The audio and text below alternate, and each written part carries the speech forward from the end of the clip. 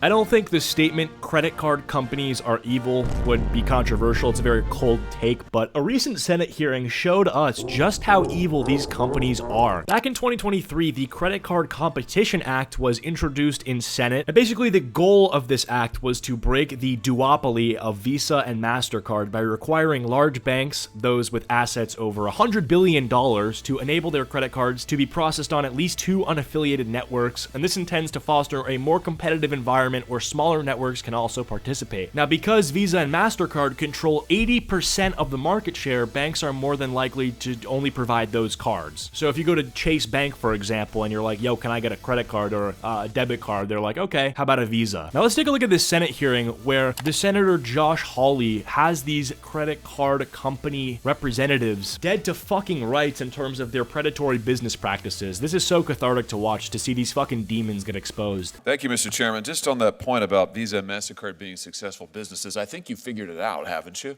I mean, what's your profit margin, Ms. Kirkpatrick? It's circa 50%. Mr. Sheedy? Slightly higher. It's higher than 50% profit margin? Slightly higher than MasterCard, yes. 50% is fucking massive, brother. If you can envision this, I'm gonna give you a very easy visual. It's actually so crazy when you realize how much that is. So because a 50% profit margin is you're basically doubling your money. Let's say I have $1 million house. I lived there for 10 years. I use the house. It's great. And then I just want to move and buy a new house. But I get to sell my house for $2 million. I've done nothing to it. It just exists. I just get $1 million for fucking free. For doing no work at all. That's a 50% profit margin. That's insane. Now, it's a little bit more complicated than that, obviously, but when you're Visa and MasterCard and you're generating money just by taking a transaction fee on every single swipe, you're not really providing much value to people. Like, you've invented one service, and the credit card is revolutionary, but you're getting a kickback somewhere between 1% to 3% for every fucking swipe that takes place every single day. You are generating, I think, billions of dollars, if not hundreds of billions of dollars in transaction revenue annually, and you have no incentive to improve your service because there's no competition, to lower transaction rates because there's no competition. You just rake in hundreds of millions of dollars, and that increases every year. Yeah, that's incredible. 50% profit margin. I mean, that's absolutely unbelievable. What's the answer to the Walmart question, by the way, that Senator Welch posed to you? What's Walmart's interchange fee that you negotiate with them? I don't have it with me today. You don't have any idea whatsoever? Is it higher or lower than 2.5%?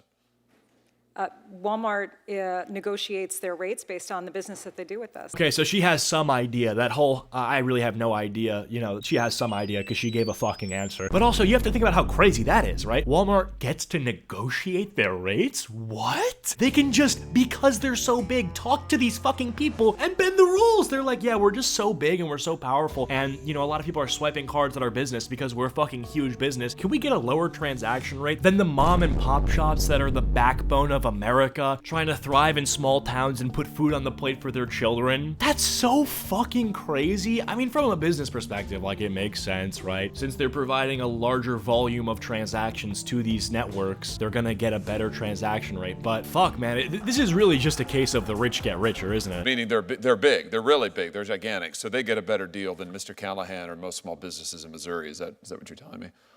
Yeah, Senator, we have volume discounts that we offer to some merchants. I suspect Walmart is one of them. And, you know, I don't believe that it's commercially unreasonable to get an arrangement where, in exchange for more volume, a merchant can qualify for lower rates. Well, I'm sure it's not commercially unreasonable for Walmart, or certainly it's in their financial interest and in yours, but I doubt it's in Mr. Callahan's financial interest. And my question to you, Mr. Callahan, is when you've got Walmart and other major competitors getting charged much less than you are, why in the world would you stick with these guys? I mean, why is it that small businesses continue to use Visa and MasterCard when you're getting charged so much more? So for context, Mr. Callahan is a small business owner, and what do you think he's gonna say? Do you think he's gonna say, well, you know, I just love Visa and MasterCard so much, and I really believe in what they're doing, so I'm using them opposed to much of the many other credit card options out there because there's just so many, and I you know, Visa and MasterCard stand for family values that I can only support as a Christian. No, he's gonna say I use them because that's what 95% of people who own credit cards carry in their pockets, and when they go to pay, because we don't have cash anymore, that's what I'm gonna have to use, and it's convenient because I don't want to have to try to assemble the Avengers to fight the fucking duopoly that is Visa and MasterCard. I just want to sell my coffee. I want to sell my sticks. I want to go home and say, hey, you know, I conducted some business today to my wife and kids over some beautiful medium rare steak that my wife cooked for me. That's all I want. Okay, I don't have time to dismantle this duopoly. It's just out of convenience. It's out of the fact that he has no choice.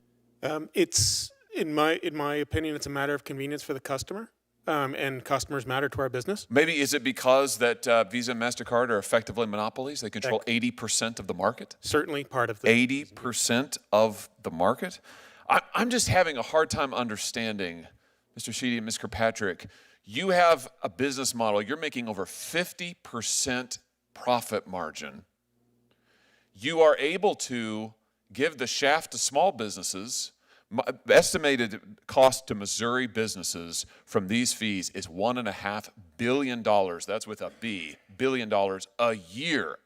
So they've literally gathered over $1 billion in just swipe kickbacks. That's like, imagine every time someone said the name Acheeto, I would get $5. I'm getting money for nothing. I'm just, because people are saying my name, because people are swiping the card, they're just getting money. It's insane. The US government doesn't get a kickback whenever I use my cash. That's why they say cash is king, you know? I promise you, bro, if you give these smaller businesses better rates, it doesn't even have to be the Walmart gold standard rates. They could be a little higher. Your profit would still be fine. You'd still be making over $1 billion fucking dollars, you know? Why aren't all of these businesses running away from this model? Because they don't have a choice, because you control so much of the market. This is classic monopolistic behavior, and yet your testimony here today is you don't want any competition. You have 80% of the market, but you don't want any more competition. I'm having a hard time finding that position defensible, let alone sympathetic.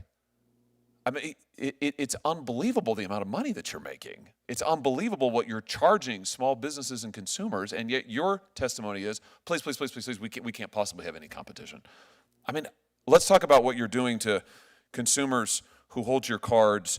Last year, as I understand it, there were 726 million Visa and MasterCard credit cards issued in the United States. That's about 2 for every 1 person in the United States of America. Do either of you know how much debt is owed on your networks, Ms. Kirkpatrick? Oh yeah, that statistic, by the way, is fucking crazy. 2 for every person. Now, I mean, it is a nuts statistic, you know, over 785 million cards issued, and that's literally double the population of the country. You know, the statistic is crazy, and it's still crazy even when I say this caveat, but it is true, like, you know, people get their cards stolen, so they have ones reissued, and, you know, people change banks, there's all this sort of stuff. And also, it's sort of like when you have like whales in gambling or whales in app store purchases, where it's like you can say this casino, for example, has had $100 million wagered, but 50 million of that wagered is from one person. But then if you try to make that 100 million per capita, it seems like, wow, out of 100 people, they've wagered $1 million, when it's like you have people wagering pennies, right? But even with all those caveats, it's so telling based on the volume of cards issued that banks don't really have a choice. It's not a competitive market. Like, that's what the Credit Card Competition Act is seeking to do. And, you know, if I knew more about this piece of legislation, I'd probably support it, just based on from what I'm hearing. It's simply to make it so that banks are more incentivized to offer other cards, so that networks can process unaffiliated cards, right? Because at the very least, right, you're either going to have these cards that are offering lower transaction fees to merchants and consumers. Well, consumers don't bear the brunt of the transaction fee, but they might in prices in some way. Who knows? They probably do in mom and pop shops, right? They're probably factoring the transaction fee they're paying into the price of their product, which is affecting the consumer. So it does affect the consumer in cases where they're bearing the brunt of the cost. But let's say a card had like a lower transaction fee. If more people even don't end up using that card, it still might be competitive enough to force Visa and MasterCard to lower their transaction fees. Like, that would be something that I would hope happens. It doesn't have to be the next Visa or MasterCard, whatever card would be the competitor, but it has to be competitive enough to incentivize a little bit of change in this,